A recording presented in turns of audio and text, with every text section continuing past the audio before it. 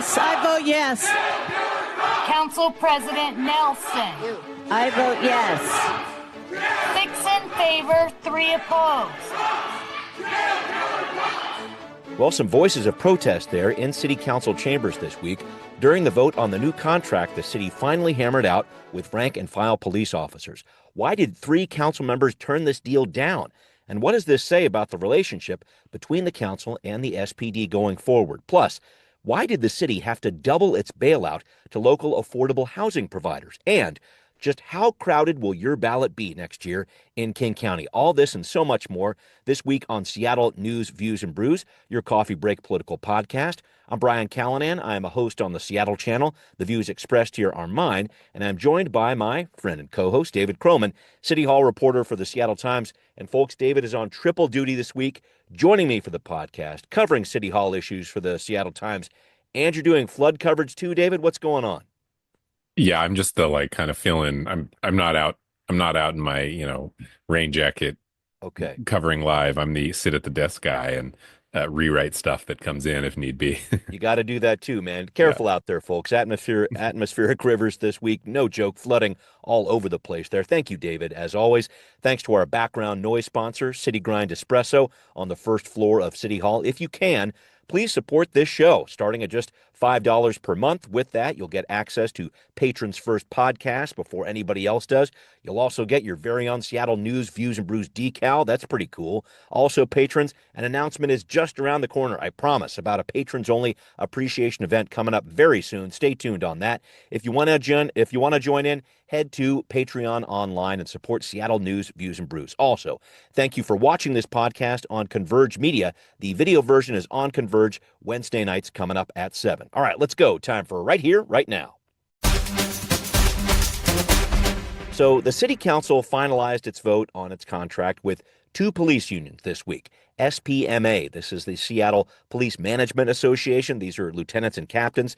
Then you got SPOG, the Seattle Police Officers Guild, the rank and file officers, a lot more of them. The police management vote, unanimous, 9-0. SPOG was a 6-3 vote, though, with council members Saka, Rink, and Lynn voting no. They all cited concerns that this contract, which includes a 13% raise, does not include all that much progress towards implementing officer accountability measures. David, I wanted to get to the nut of this. How significant is this split in the vote when it comes to the city council's relationship with the police department? What do you think? Yeah, I mean, voting down a contract would be, I don't know if unprecedented is the right word, but it would be a fairly dramatic gesture and step to take. The last time there was a vote on a contract, I can't remember exactly what year it was, but it was a year in which there were a lot of progressives on the council, and I think only Councilmember Sawant ended up voting against it. Yeah. And so, the fact that 3 people voted against it, and including Councilmember Saka, who I think was the surprise, because he's not some he was a pretty anti defund the police guy. Was part of what underpinned a lot of his campaign.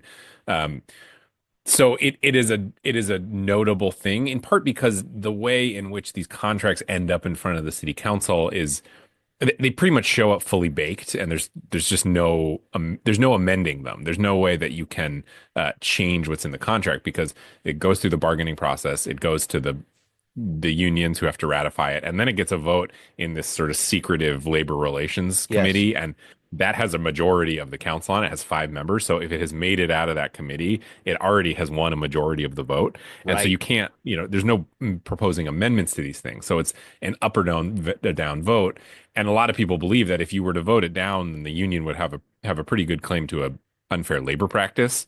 So it just puts the council in a position where they have a lot of pressure to approve these things without any ability to change them.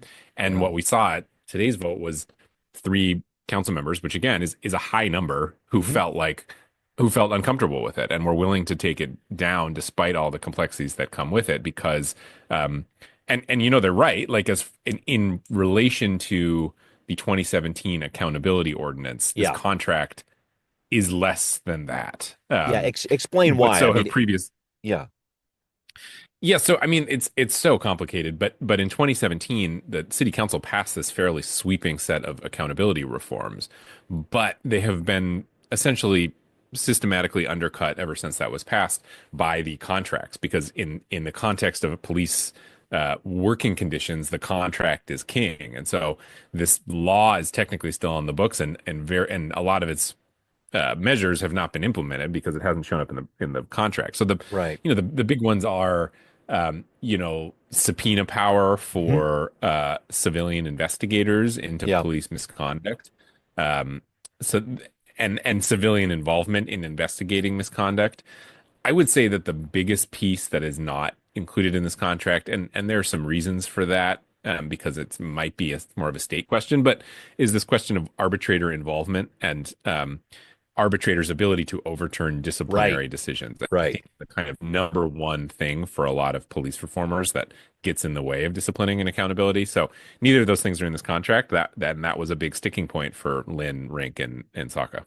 Got it. And I also noticed that Councilmember Kettle, who's the chair of the Public Safety Committee, was part of a back and forth battle of press releases here early this week. Councilmember Saka put out one talking about his no vote, essentially previewing his no vote. And Kettle actually released one just before that talking about police hiring going up, crime stats going down, a collaborative spirit, as he put it, around City Hall on public safety. But when you have the chair of the Public Safety Committee voting yes with Kettle, and then the vice chair, Saka, voting no, what does that say about what's going on within the council when it comes to their approach to the police department? What do you think? Yeah, well, and Saka, it's very Seattle, this whole thing, which is fighting via dueling press releases. But then, Saka today kept going on and on about correcting the record, which I believe he was talking about some comments made by Kettle, particularly around what police could subpoena today or what kind of Yeah, records they could get today. yeah, No one's actually using each other's names in these fights, which right, right, just is right, like, right. very Seattle. Uh, you know, I think, again, I was surprised that Saka came out against this, but he talked a lot about he talked a lot. I think he spoke for 25 minutes. But he talked a lot about his past work as a lawyer and as Hmm. a person involved on King County commissions for police reform. Yeah, He did talk about his experience as a black person sure. with police and kind of what that meant to him, which was powerful. Um, Kettle, on the other hand, Kettle's entire kind of mission on the council has really been around more police, getting more Yeah, police on the force and putting them to work to uses this language around cracking down on the permissible environment in the right. city and Yes.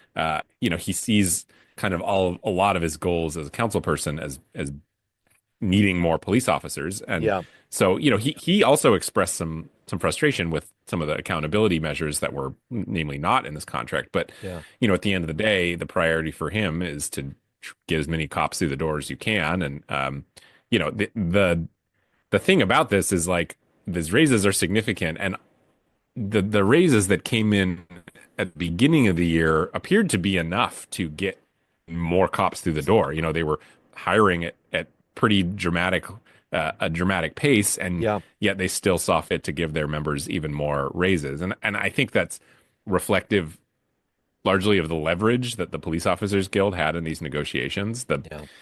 The most powerful tool of the police guild is their understanding that politicians come and go and they don't go anywhere. They Interesting. are Okay. really good at waiting out politicians and understanding that politicians have to go to the public and win re-election. They don't have to do that. And so I think I think Mike Solon and the Guild, whatever you think of them, was very aware of the fact that police alternatives and care in particular and accountability were very important electorally, and they squeezed the city for everything they had to allow some amount of accountability improvements, again, pretty modest ones, and allow for police alternatives to function more independently, and they're getting paid very well in exchange. Yeah, boy, I'm interested to see where this goes in terms of hiring numbers and what this means for the council within itself when it comes to its approach to public safety next year and the police and the relationship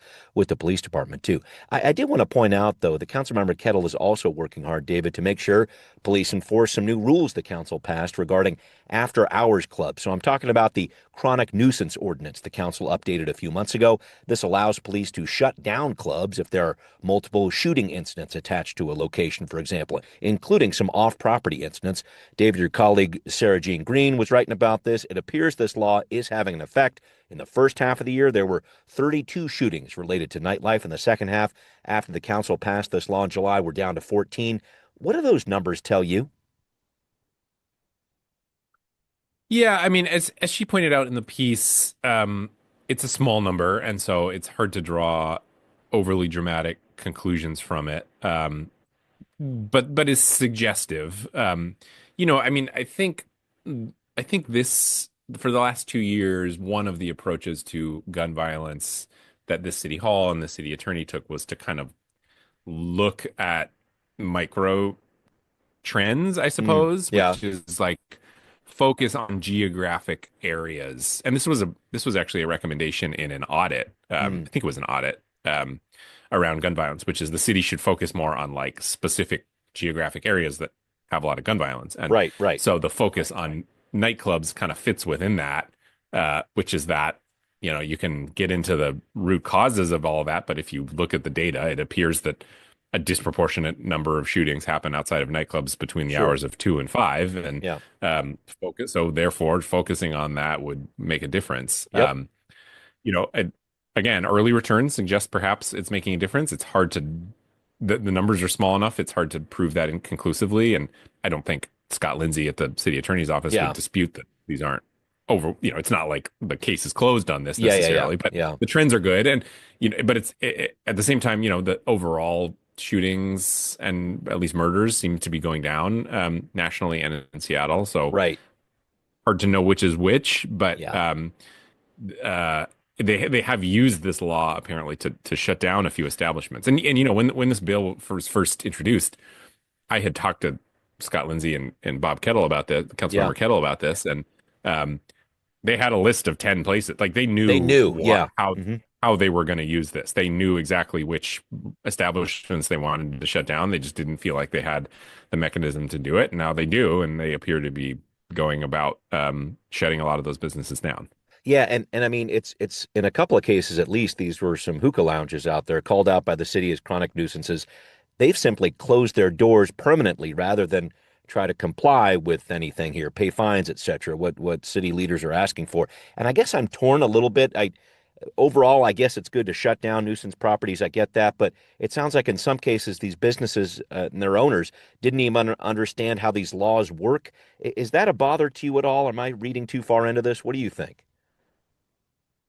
Yeah, I mean, on the surface, yeah, I haven't met or talked to these people, so I don't Yeah. want to draw too broad of conclusions about their ability to understand the laws. But you're right that there were some examples of people who were kind of hit with early warnings and threats of fine. There's a guy in the piece who talked about how, there was this initial threat of a fine, and then the hearing examiner waived the fine, and the guy told Sarah Jean that Yeah. he thought that meant that he was kind of off the hook for this, that he Yeah, had done what he right. needed to do. And even, Scott Lindsay in the piece too said, I think if he had been actually made to pay that first $1,000 fine, there wouldn't have been repeat offenses, as it were. Right, right. There were, and now he was facing $20,000 in fines and opted instead to just shut down the whole business, which, Yeah. you know, hookah lounges and their operations have been a point of tension, both in, among, we can look back to the 2015 Oh yeah. proposal from then Mayor Ed Murray to shut down a lot of hookah lounges. That really Yeah. blew up in his face because for obvious reasons, which is that a lot of these are owned and run by particularly East African immigrants, Yeah. and Right. targeting them broadly had, it didn't look great. Yeah. At the same time, there appear to be a few on the city's radar that just tend to be the site of a lot of violence, and so I don't think anyone in the city attorney's office is probably unhappy that this business is just no longer operating. Fair, fair. All right, well, coming up, the city council made a historic investment in housing and human services this week, including what David has reported on as a massive bailout. What's happening here? More details next on Now Hear This. Well, the city of Seattle is doubling down, spending twice what it did last year to help out some affordable housing providers in financial trouble. $28 million from the city for next year versus $14 million spent this year. Why are these funds needed? Well, a lot of reporting going on this. David was talking about this. These providers are seeing rising costs. There are some rental payments that aren't coming in like they're supposed to from renters. There are vacancies too. These providers have actually sold or transferred at least 20 buildings since late last year. As Patience Malaba, the executive director of the Housing Development Consortium, explained it at a press conference earlier this fall, providers are depending on the city to stay strong. And we know the extraordinary capacity that our members have in producing housing, preserving housing, and ensuring stability. But they can only do that with the robust investments that the city can move forward and allocate each year. David, I'm trying to figure out what this tells you, that the city has to increase its bailout dollars. I'm thinking about the city really touting the fact that it made $350 million worth of investments in affordable housing in the budget this year. That's a record. But I'm looking at this, and this is not the kind of history or record, at least with this particular investment, that you want to repeat. Help me out with this. What does this bailout mean? No, yeah, I mean, I think when voters approve, say, a housing levy or vote for candidates who support the payroll tax levy, which are both ostensibly dedicated toward building new housing, what they want is for the city to build new housing. But $42 million over 2 years is not an insignificant amount of money that is going not to build new housing, but just to keep the housing that the city already has afloat. And right. So just for maintenance and things of that nature, is that what we're talking about? Yeah. I mean, it's just the math on a lot of these is not working out right now. So some, all of the affordable housing providers will submit their own proposals and how they want to spend that money. But, some of them will use it on deferred maintenance. Some of it will use it on security, security cameras. Some of it might just use it on kind of rent arrears, money that they did not get from tenants. As we've talked about a few times, there's a lot of stuff going on in the affordable housing sector, which is maintenance and security are still big costs. Insurance has gone way up. Utilities have gone way up. And all of this is happening while the providers are just not collecting the amount of rent that they forecast that they would have, either because people are just not paying it for various reasons, or in a certain band of affordable housing, there's a lot of vacancies. So both of those things are problems. So, the question here is both the $14 million last year and the $28 million this year were framed as these are one-time kind of supportive payments. But when you talk to affordable housing providers, they say both of those pots of money don't even really come close to what the need is. And there has not been a lot of concrete action or movement to make sure that these are actually one-time payments rather than something that the city is just going to have to do every year. Because the situation is pretty bad, and it's fine to give people money to help stay afloat and not need to sell buildings. But if the math equation is just the money out doesn't equal the money in, then this problem's going to come up again next year. Yeah, it's not a long-term solution for sure. Issue. Yeah. Mm-hmm. No, yeah, it's a pretty underrated issue that Katie Wilson's going to have to deal with because she wants to build new housing and she wants to make the city more affordable. But the first thing you got to do is kind of stop the bleeding of the housing that we have now.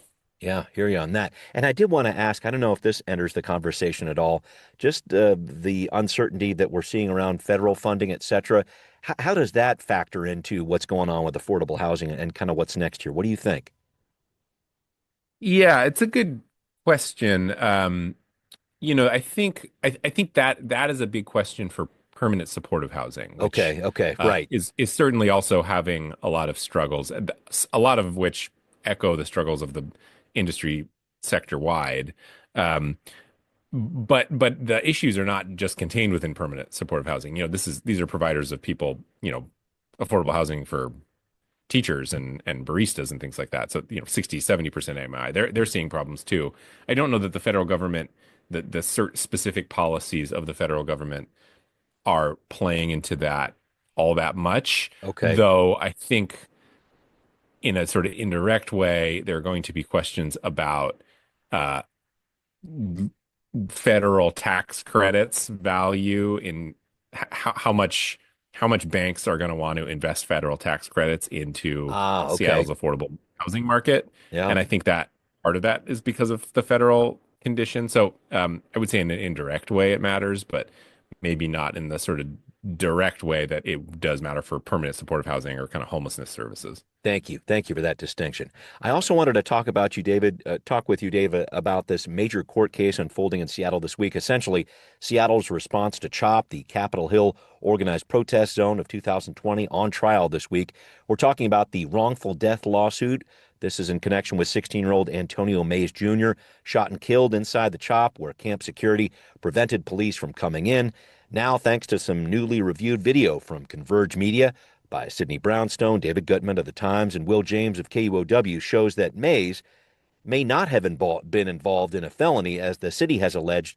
This feels like kind of a bombshell moment here, David. What do you make of this case?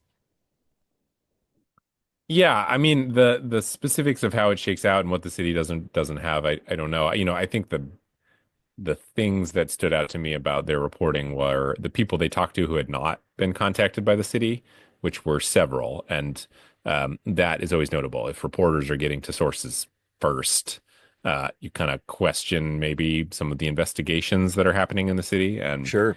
props to them for finding some of these people. Yeah. The other piece is just I look at this in a kind of holistic way, which is it just feels like Seattle never had full closure from that time. It was so intense, and it was so many things all at once. And I think it kind of left a scar in Seattle in a way that I think a lot of people maybe tried to move on from pretty quickly and forget about to an extent. But it does feel like that was this intense moment that requires a bit of a reckoning. And I am glad that the reporters at my paper and at KUW are taking the time to do that. And I know they're working on a longer project that I think kind of looks at a lot of these questions. And so, I think revisiting it, and, I think there's a lot wrapped up in this case because it's this unsolved death, and that is in some ways a metaphor for like just what happened. Yeah. How did that in happen like that? Yeah. I no. And so I just think there's a lot of obviously for the family, there's a lot of emotions wrapped up in this, but I think for the city too, just because it feels like this, it was this kind of WTF moment, that, and it just felt like nobody there. It seems like there was a lot of people at fault, and yet none of them sort of ended up paying all that much for whatever happened there. And I think in some sense that like there was some sort of neglect on the part of the city, and some neglect on the part of the people involved in this establishment of the CHOP, and just a lot of blame to go around that ended up in two people being killed. And no one has really ever been held accountable for that. And I think that's why there's kind of so much emotion wrapped up in this particular case, even though it is just a civil case. It's not a criminal case. Yeah, just a civil case. It does carry a cost with it, though. And I think about what the city has spent on CHOP already. 2022, there was a $500,000 settlement for one case. 2023, $3.6 million for business property owners there who said, what's going on here? We need to get to our business. And then last year, $10 million, a settlement with 50 people harmed by SPD's response. I don't know exactly what's going to happen with Mays here, but I wonder about the dollar amount involved. I wonder if this somehow opens the door for other legal claims against the city. I mean, I just have this strange sense that we're not done with this yet after this wrongful death case with Mays. No, yeah, and I don't know what it would mean to be done with this. So yeah, I mean, I'm always eager to hear more reporting from my colleagues on this, because I think it's a very it's even though it's been 5 years almost, it's still feels like an open story to me. Yep. Feels pretty fresh to me. That's right when this podcast started in January of 2020, and boy, Boy, were we in for a ride there. Totally different story that unfolded there over that year. All right, well, coming up, that King County ballot you're going to be getting next year, maybe a little more crowded than usual. We'll explain coming up on What's Next. Well, a report from the Northwest Progressive Institute this week points out that next year, which is just a couple of weeks away, we are going to have an even year with 2026, and that means a new election set up for King County. So King County will hold regular elections for King County Council in an even-numbered year, along with elections for assessor and elections director. This means voters will be filling in 6 positions in addition to the post of prosecuting attorney in this upcoming cycle here. So I know NPI was pushing for this in 2022, and here we go. And I know we're going to get more voter turnout, David. We always do in even years, but we're talking 4 county council seats, assessor, elections director, prosecuting attorney. I left out partridge in a pear tree, but what do you think about this? Now that King County is faced with it, what do you make of that really crowded ballot? I understand the push to get these positions on the ballot because the turnout in off-year election are not good. And you just look at how many people voted in the Alexis Mercedes Rank versus Tanya Wu city council race, which happened to fall on a presidential race. It was Tanya. I think I saw a chart. Tanya Wu got the 5th most votes of any council person in Seattle history, but she still lost. I lost. Right. Yeah, and so that is worthwhile. At the same time, I think we get a little picture of this when there are 7 city council people on the ballot every 4 years. Yep. That it is, and I come at this from a reporter, so in some ways I'm speaking in a biased way. Me From too. my personal experience, but it's just impossible to fully inform or vet these people when there are that many of them on the ballot at a time. So, I think there's going to come a time when someone is going to get elected or get really close to being elected, and something is going to come up about their past or something they said or whatever, and everyone's going to say, "Why didn't the media uncover this?" And the answer is going to be because there are not that many of us, and there are 18 million people on the ballot. So, I don't know that that's the best justification for. Yeah. I fully understand why people want these in even years. Yeah. Just as a reporter, it will mean that these candidates are not as well vetted as perhaps they could otherwise be. Yeah, I hear you, and I'm very feeling very selfish about bringing this up now that you mention it, because it is difficult from a news reporting standpoint. I did want to ask, though, I think about the midterms, and everyone's talking about them on a national level. Is this going to be a situation where these candidates that are more left-leaning, more Democrat? I'm just trying to think of that King County Democrat vote and how it was a very strong part of what happened in some of the elections here in this past cycle here in the city of Seattle. Is this going to be something, that kind of phenomenon, playing out yet again at the local level in King County next year when it's midterm time? What do you think? Yeah, I don't know. It's a good question. I mean, the last kind of swing towards the more moderate candidates in City Hall unfolded over 2 election cycles, first in 21 and then 23. So I guess my inclination is this would be at least 2-year or 2 election cycle pattern. But that's just kind of pure speculation. Who knows what happens in the next year and in this current environment. Yeah, it's a rather politically charged environment. That's for sure. Yeah. All right, David, it is definitely time to wrap up here. I wanted to make sure I asked, anything cooking in the first week of Major League Baseball's winter meetings that have anything piquing your interest out there? What do you got? Yeah, I mean, I want the Mariners to go big and trade for Ketel Marte or somebody, but I don't think they're going to do it. So I expect to leave disappointed. So no, it's always a frustrating time of year as a Mariners fan because they never do as much as you want them to do. Yeah, I know. 8 outs away from making the World Series too. We just need that one little piece, exactly. I think, to get over the No. top. And we're just over 2 months away from pitchers and catchers coming down for spring training. So we'll get there. We'll get there, David, I promise.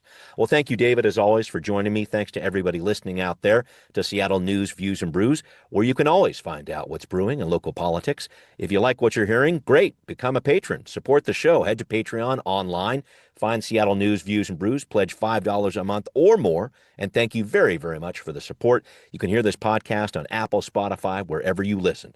Thanks for watching on Converge Media, too. We will see you next time.